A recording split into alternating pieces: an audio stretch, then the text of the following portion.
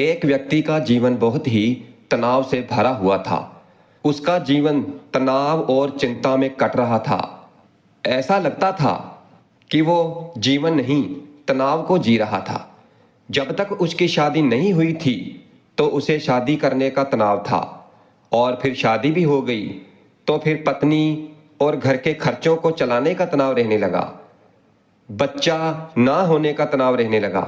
बच्चा हो गया तो उसकी शिक्षा और परवरिश का तनाव रहने लगा, और ऐसे ही अनेकों कारणों से उसका मन हर समय चिंता और तनाव से भरा रहता।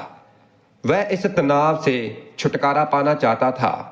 तभी उसने एक दिन कुछ भिक्षुओं को अपने घर के सामने से भिक्षा लेकर जाते हुए देखा।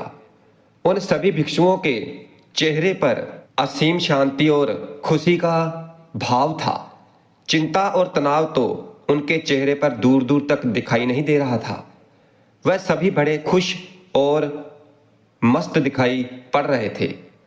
उन्हें देखकर उस व्यक्ति ने सोचा कि शायद भिक्षुओं के जीवन में कोई तनाव नहीं होता और खुशहाल जीवन जीने का यही सर्वोत्तम तरीका है, और इसीलिए उसने एक दिन अपना घर बार छोड़ दिया और सन्यासी बन गया और एक गुरु का शिष्य बन गया।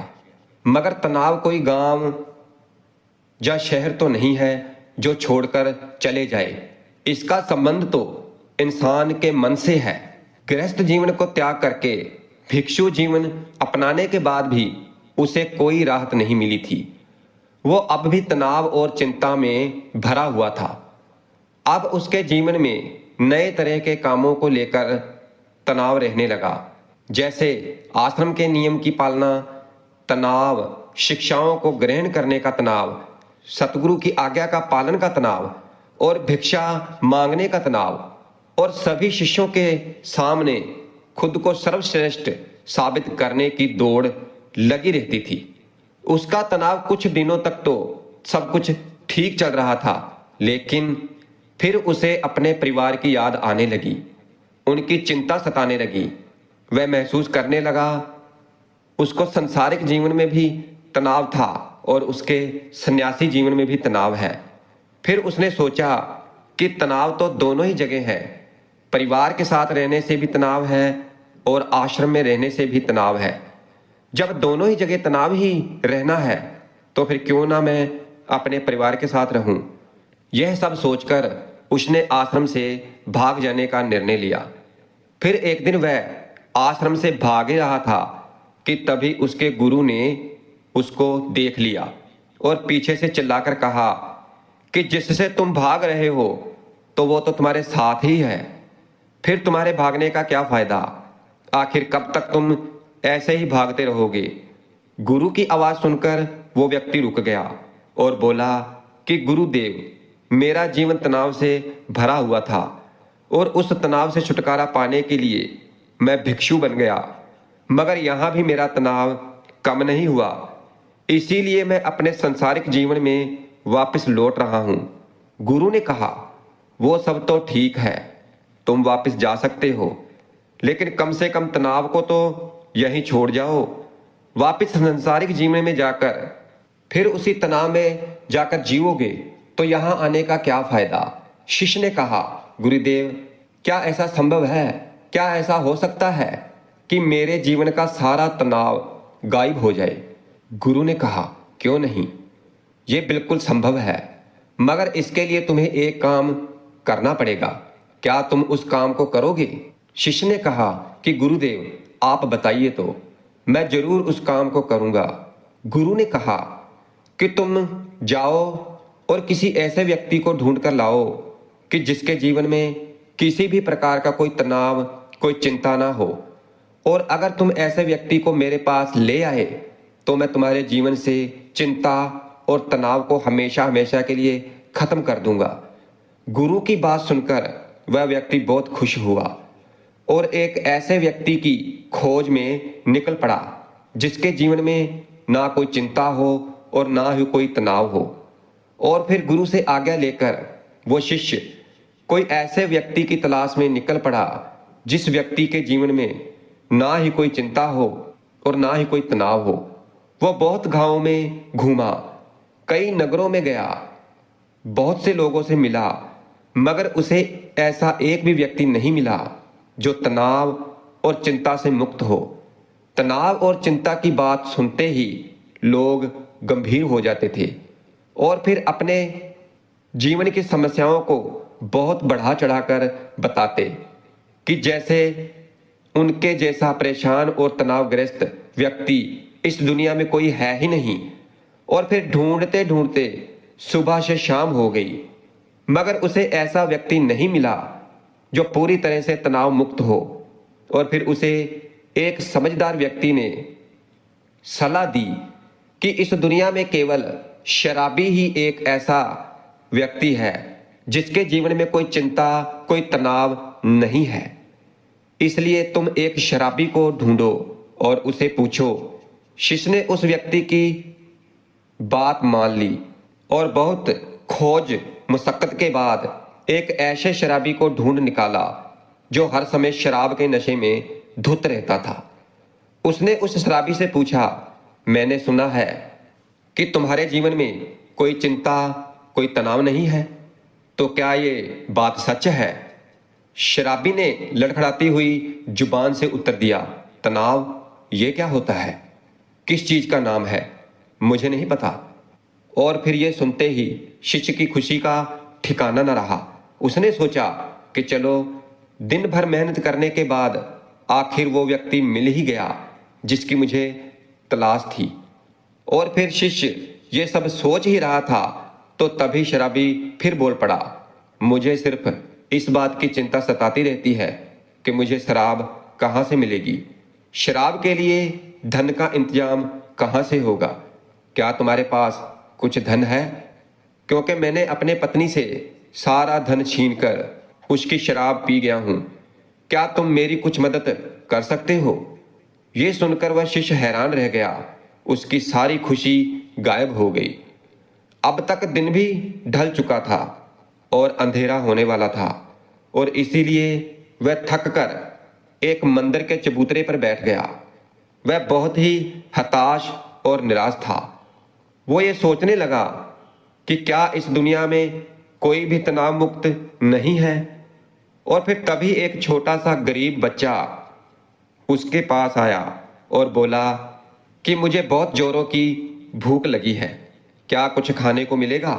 फिर वह शिष्य उस बच्चे की तरफ देखकर बोला कि जब तुम जैसे छोटे बच्चे के जीवन में भी चिंता और तनाव है तो बड़ों का क्या हाल होगा। बच्चे ने कहा, महात्मा जी, चिंता और तनाव नहीं, केवल भूख है। क्या आपके पास से कुछ खाने के लिए मिलेगा? और फिर बच्चे की ये बात सुनकर शिष्य प्रसन्न हो गया, जैसे उसे कुछ मिल गया हो।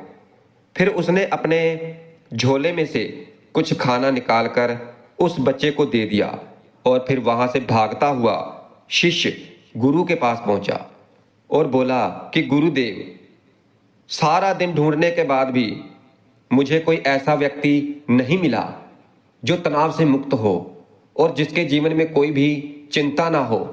क्योंकि सभी के जीवन में कुछ ना कुछ तो चिंताएं और तनाव है। जैसे जिसके पास धन नहीं है, धन कमाने की चिंता है कि मैं और धन इकट्ठा कर लूं। जिसके पास प्रेम नहीं है तो वो प्रेम के लिए चिंतित है। जिसके पास प्रेम है तो वो प्रेम से चिंतित है। जिसके पास काम नहीं है तो वो काम के लिए परेशान है।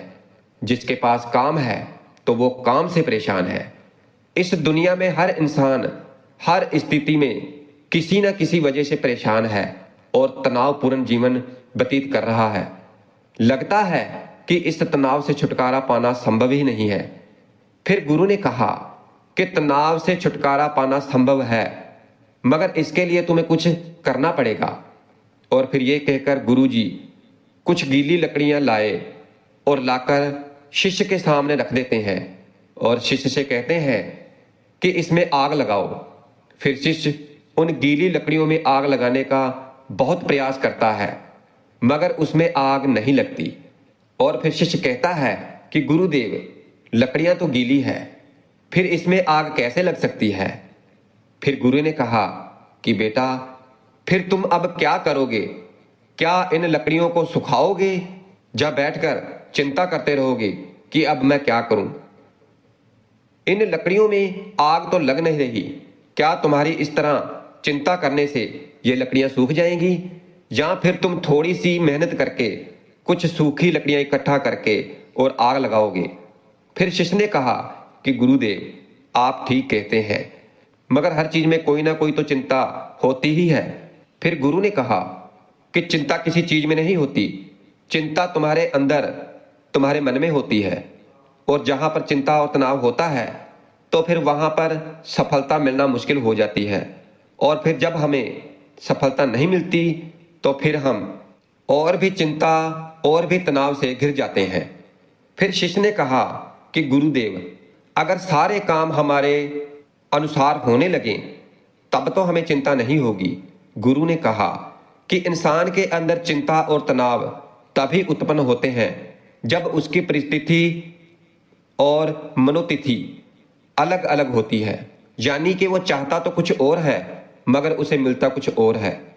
इसीलिए अगर व्यक्ति अपनी परिस्थिति और मनोस्थिति के बीच समानता स्थापित करना सीख ले तो वो तनाव से मुक्त हो जाएगा। फिर शिष्य ने कहा कि मगर ऐसा कैसे संभव हो गुरुदेव? गुरु ने कहा, स्वीकार करके। जब हम किसी भी घटना को स्वीकार कर लेते हैं तो फिर वो घटना हमें तनावग्रस्त नहीं कर सकती।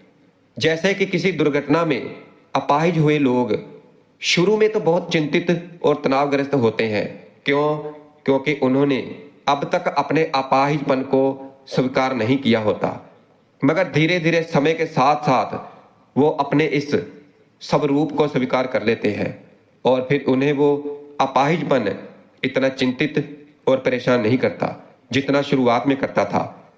गुरु ने समझाते हुए आगे कहा, जीवन में कुछ समस्याएं होती हैं और कुछ समस्याएं हम खुद निर्मित कर लेते हैं, सिर्फ सोच सोच कर, जबकि असल में समस्याएं होती ही नहीं है। शिष्य ने कहा कि गुरुदेव, मैं कुछ समझा नहीं। गुरु ने कहा, तुम अपने परिवार को छोड़कर यहां पर क्यों चले आए? शिष्य ने कहा, क्योंकि वहां मेरे जीवन में बहुत तनाव था। गुरु ने कहा, अच्छा, तो क्या यहां आने पर तुम्हारे जीवन में तनाव नहीं है? शिष्य ने कहा, हाँ गुरुदेव, तनाव तो यहां भी है।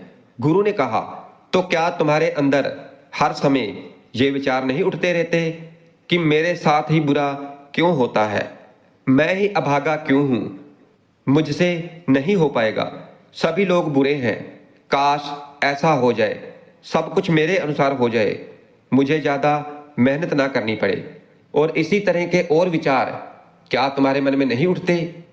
शिष्य ने कहा, हाँ गुरुदेव, हाँ, बिल्कुल ऐसा ही होता है। जब मैं आश्रम में गुरु भाइयों के साथ रहता हूं तब भी, और जब मैं घर में था तब भी। फिर गुरु ने कहा कि समस्याएं तुम्हारे बाहर नहीं है, समस्याएं तुम्हारे भीतर हैं। तुमने अपने अंदर बेवजह का तनाव बना रखा है, उन काल्पनिक घटनाओं के बारे में सोच सोच कर जो शायद तुम्हारे जीवन में कभी घटित भी नहीं होंगी, उनके बारे में सोचकर ही तुम चिंताग्रस्त रहते हो, तनाव में रहते हो। और जिस दिन तुम्हें यह बात समझ में आ जाएगी कि जीवन में समस्याएं होती हैं तो उनका समाधान भी होता है, और उस समाधान को पाने के लिए कार्य करना पड़ता है, और उस कार्य का एक परिणाम भी होता है, तो उस दिन से तुम्हारे जीवन में कोई भी तनाव नहीं रहेगा। शिष्य ने कहा, गुरुदेव, आप सही कह रहे हैं। मुझे मंदिर के बाहर एक बच्चा मिला था, और फिर जब मैंने उसे पूछा कि क्या तुम्हारे जीवन में कोई चिंता है, तनाव है, तो उसने कहा था, ना चिंता है, ना तनाव है, बस भूख है। उस समय मैं समझ नहीं पाया था, समस्याएं तो भूख है, तनाव या चिंता नहीं। केवल भूख का समाधान किया जा सकता है, तनाव या चिंता का नहीं। इसलिए जिस काम की वजह से चिंता या तनाव उत्पन्न होता है तो उस काम को खत्म कर दो, फिर तनाव और चिंता अपने आप खत्म हो जाएंगी। बस केवल यही एक छोटी सी बात है जो हमें समझनी है।